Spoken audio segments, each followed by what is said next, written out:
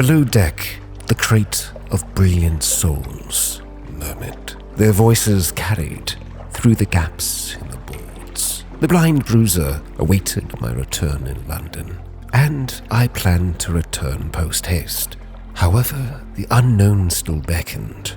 Much of the western coast of the sea was unknown to me, and it had been some time since I'd visited the cavies and the rats of Pigmote Isle.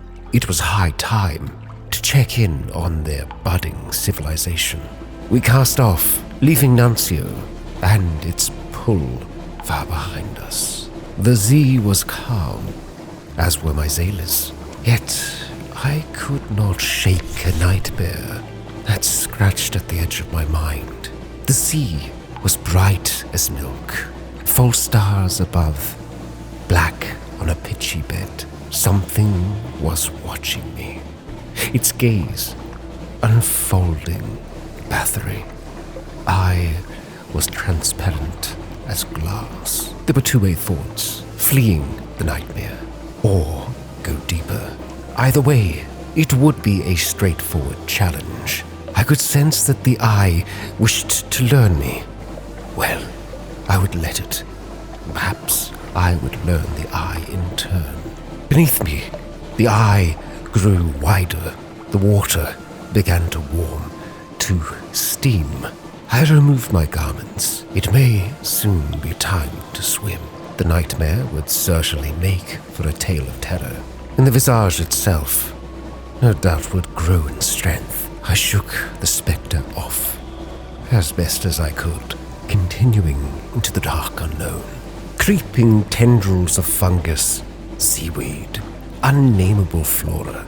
We had entered the snares, and in turn, the waters of Pigmote Isle. Hail Murania, beneath's most adorable nation, scurries around our legs. Scintillac harvesters dragged heavy bags of the island's bounties into their silos. Industrious rodents work hard on towering edifices, some of them almost neck-high. An aide rushed over. Hairless advisor, you returned to us. Praise the tide. We need your wisdom once again. The aide took us deep into the chicken woods. A terrible state of affairs, hairless advisor. Our young pups turn from our traditions to new and foreign ways. He shuddered as he pointed at something in the middle of the clearing.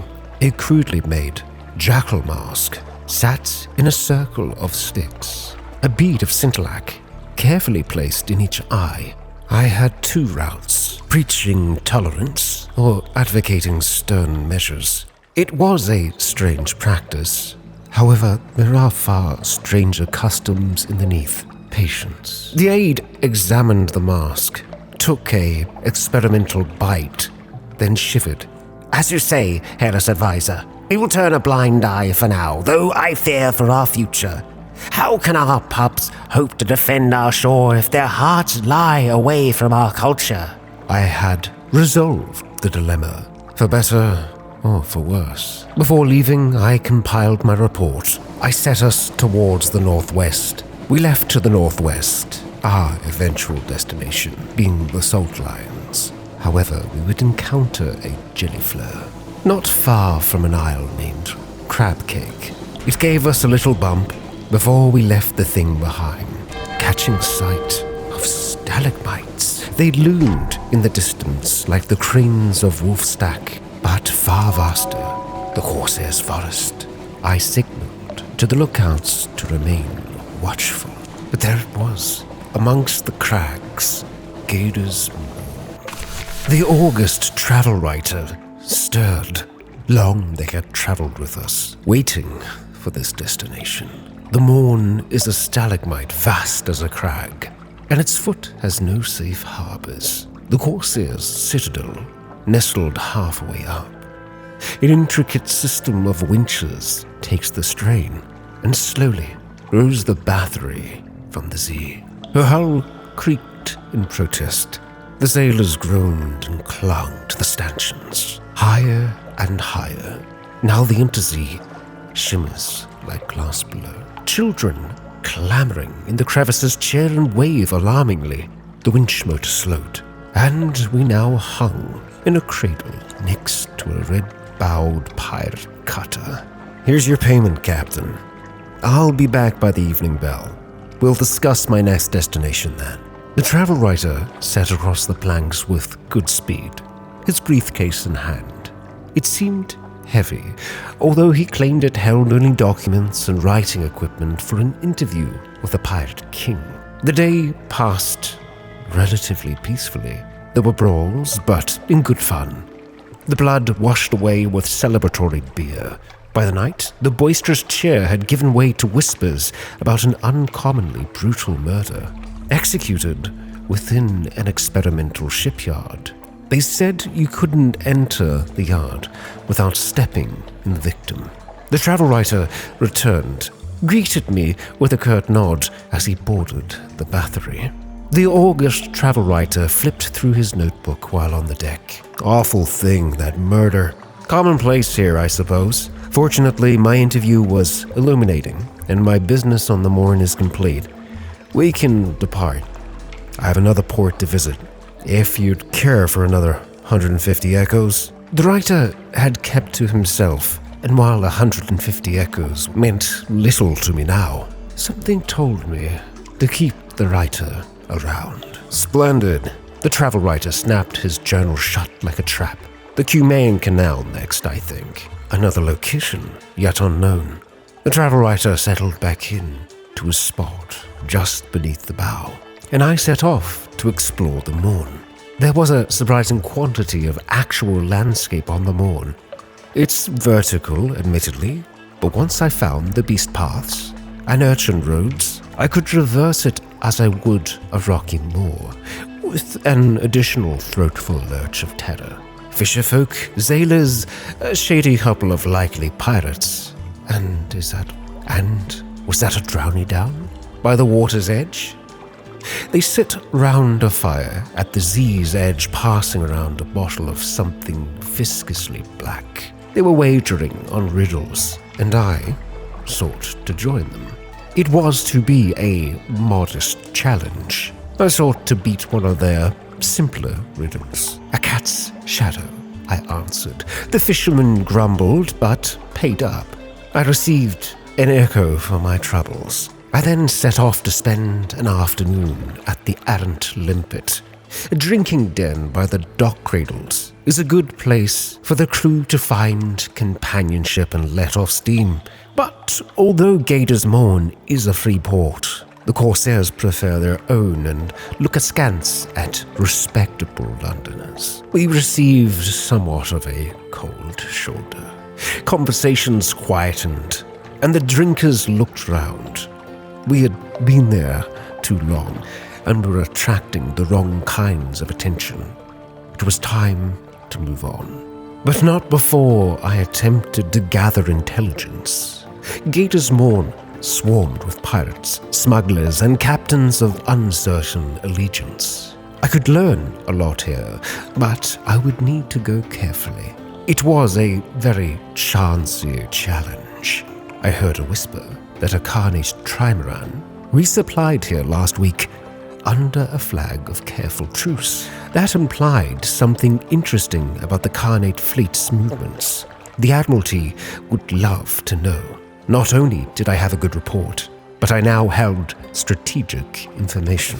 We were lowered back down into the waiting sea, our compass set to the north, a path that should lead us directly to the Salt Lions. And indeed, there they were.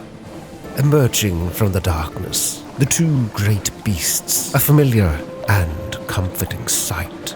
I handed over the deposit necessary to carry the Sphinx Stone to London, and then visited the unmakers for fungal tea and tea cakes, their stories as pleasant as ever.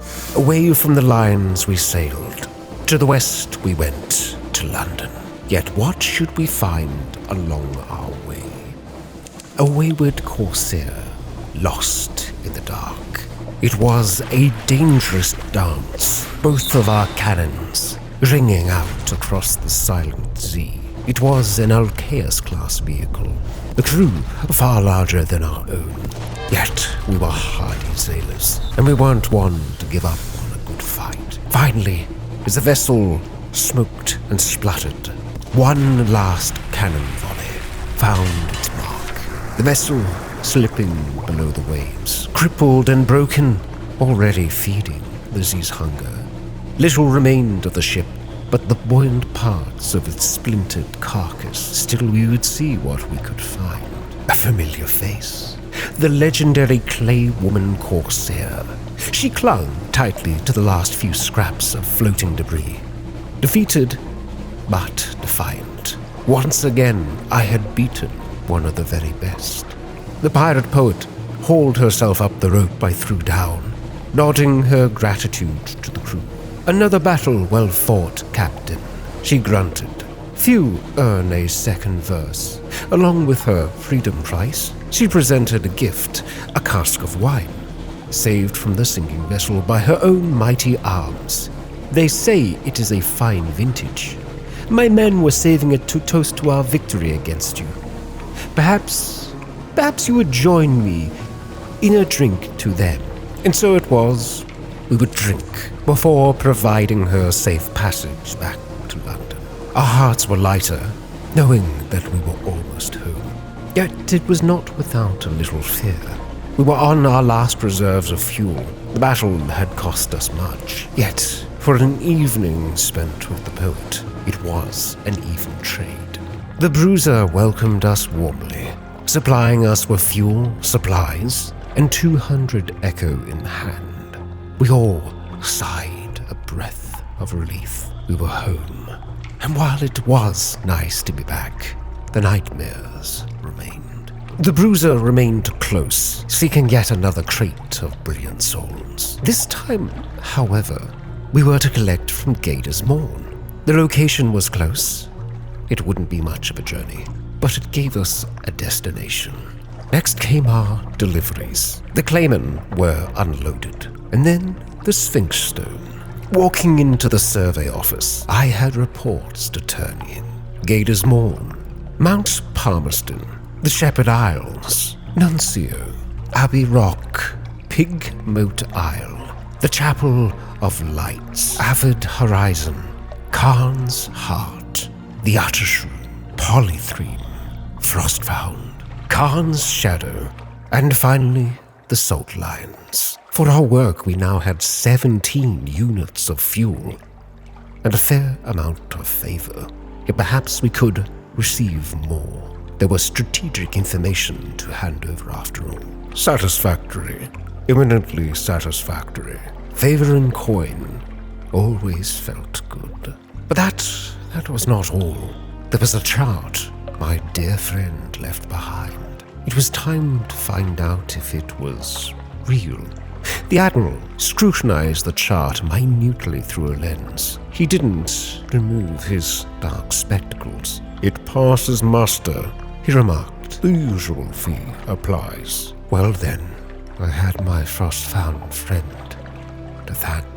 After all of that, and feeling rather flush, I found myself wandering the shipyard. The Bathory had seen us well thus far. Yet she was growing weaker in her age.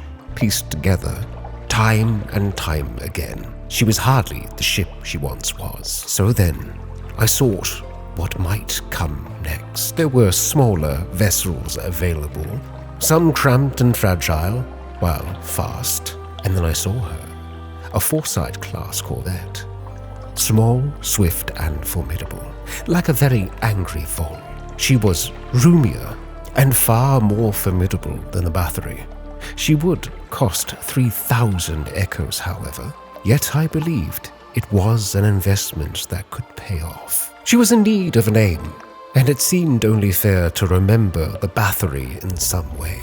And so, the corvette shall now be known as the Sea Shower. Next came choosing a new weapon. I perused Carol's naval surplus and happened upon the Cotterell Hathersage pneumatic dynamite torpedo gun. The device operated in so absurd a manner as not to be easily credited. It does, nevertheless, permit torpedo attacks. It It was a considerable investment at 600 echoes. However, it would provide far more firepower. We would also need to load a number of components onto the vessel for our torpedoes. For the moment, I would purchase 5. Yet after learning they took up such little space in our cargo, I would purchase an additional 5. While assisting the cannoneer in the installation of the weapons, I could not help but notice a sailor crying out softly in his sleep. I sought to inquire about these dreams in the morn. I wondered, what exactly did they see? Eyes and a face. A nightmare not so unlike my own. The larger vessel meant we had need for more crew. I acquired 3 more, bringing our total to 10. And then, after another 30 echoes, 2 more joined the sea shower. The vessel was full, and to celebrate, we spent a marvelous night out, singing, eating, and absorbing the warmth of a pub fire. In the eve, I spent time with my likely lass. Terror, for the moment, was abated. After all that, it was back to the blind helmsman for one restful night.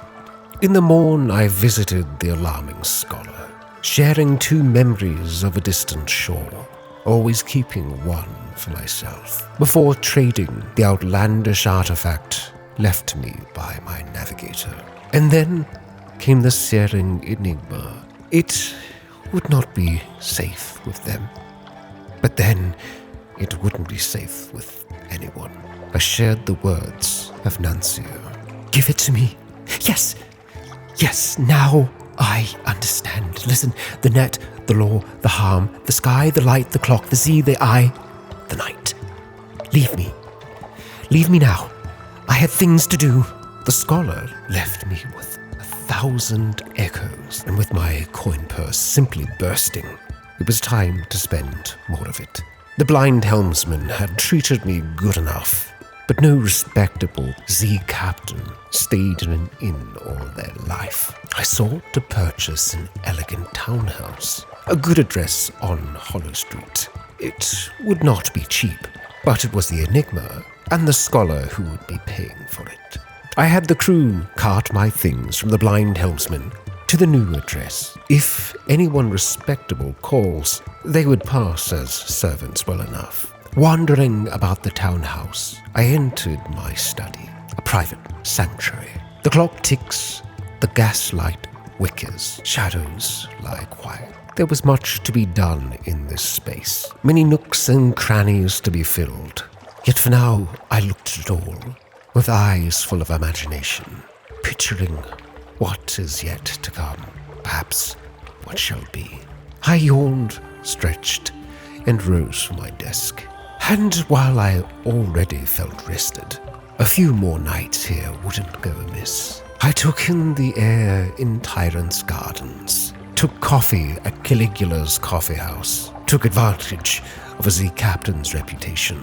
I could certainly get used to this. Yet we had lingered long enough. Before leaving, I purchased 5 sacks of dark drop coffee from the exchange. If nothing else, it would provide the warmth of home on what was yet to be another long journey. While Gator's Morn, our destination, lay a short distance to the southeast, much of the western coast of the sea was unknown to me, and I was set to change that.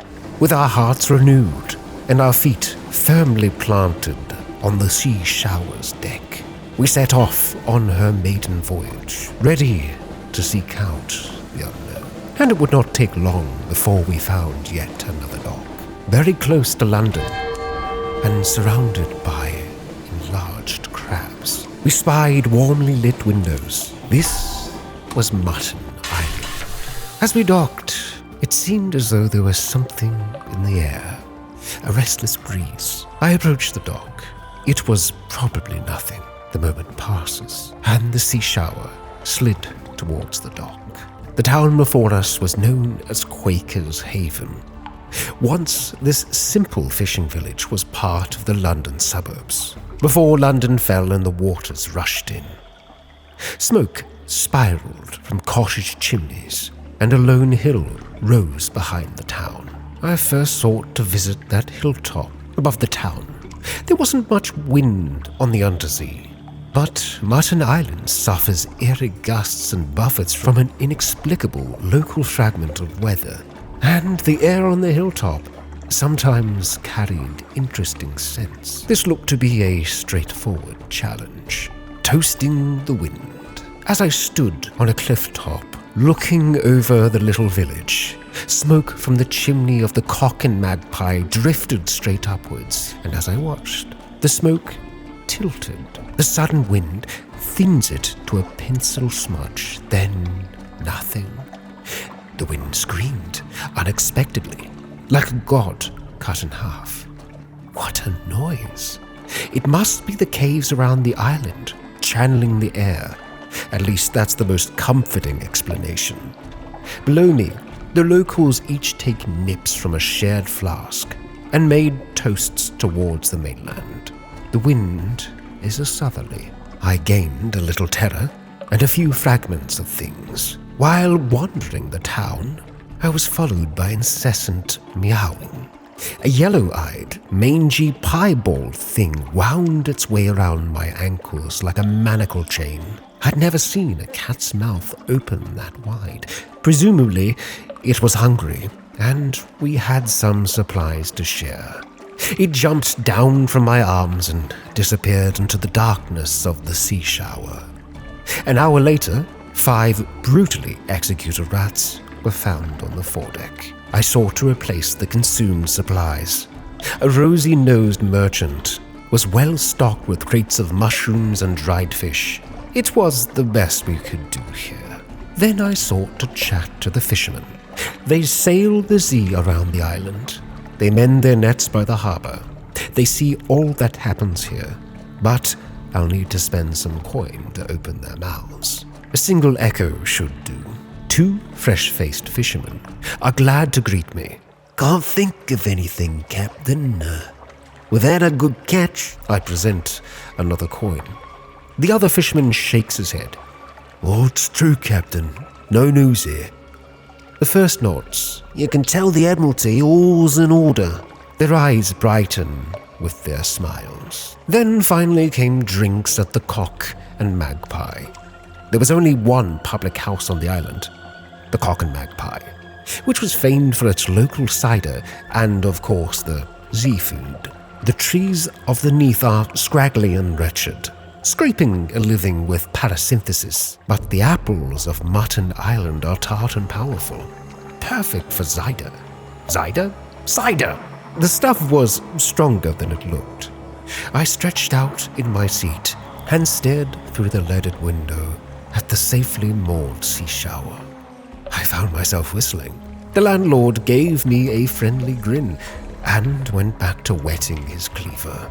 While it was pleasant, we could not remain in the haven forever. The western coast beckoned, and so we set off into the fog, sending the bat far and wide.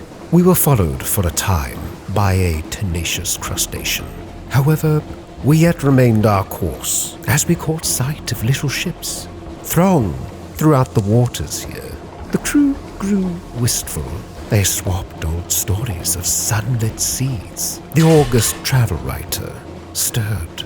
We were nearing the Cumanian Canal, away to the surface. Here, the dark waters run down from the surface, from a brighter sea. The canal ascends through locks and gates and shadowed turns to the sunlight of the surface. What a sight it was. A journey to the surface would provide sights like no other. Yet it required much of our vessel. I had not prepared for such a journey. We could not make it. Yet, perhaps our writer could. As before, Captain, here's the payment for bringing me here. I'll be back by nightfall. We'll speak more then. The travel writer set swiftly into the port, his briefcase hanging easily at his side. In the middle of my afternoon tea, a crowd rushed by the cafe. They gathered at the foot of a lamppost, gawking, shrieking, gasping. A woman is strung from the light, her face sliced like Venetian blinds. Heavens! A pale navigator whispered. Isn't she the explorer? Said she meant to plant a flag on the seabed. No one replied. I spied the travel writer in the crowd, frowning. The august travel writer made a few notes in his journal as we walked back to the sea shower. His suit was immaculate, though his hands were ink-stained. I have one last port to visit, he said quietly. There's 200 echoes in it for you this time. I was under no illusion that the writer was more than just that. Yet it troubled me not thus far, and so he could consider it done. The travel writer snapped shut his journal. I have only one last place I wish to visit. Can's Heart. Take me there whenever is most convenient. And with that, we returned to the sea shadow. We would rest here for the eve, before exploring the canal further. We had gained much in the last few months. The crew and myself far richer than perhaps any of us dared dreamed. Yet, no doubt, this was the same path my father walked. I must ever remain cautious. The sea has many dangers, many of them unseen. Some of them live within us. My nightmares a testament to such. For now, though, rest shall take us all. The sweet silence of oblivion, and a prayer that our minds remain still.